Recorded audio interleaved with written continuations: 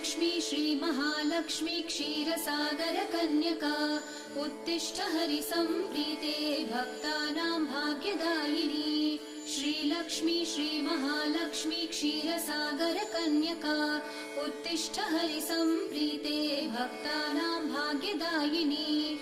उत्तिष्ठोत्तिष्ठ श्रीलक्ष्मी विष्णुवक्षस्थलालये उत्तिष्ठ करुणापूर्णे लोकानां शुभदायिनी।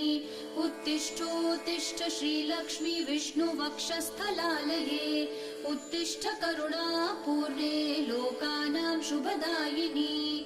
श्रीपद्ममध्यवसिते वरपद्मनेत्रे श्रीपद्महस्तचिरपूजित पद्मपादे श्रीपद्मजातजननी शुभपद्मवक्त्रे श्रीलक्ष्मी भक्तवरदे तव सुप्रभातम्।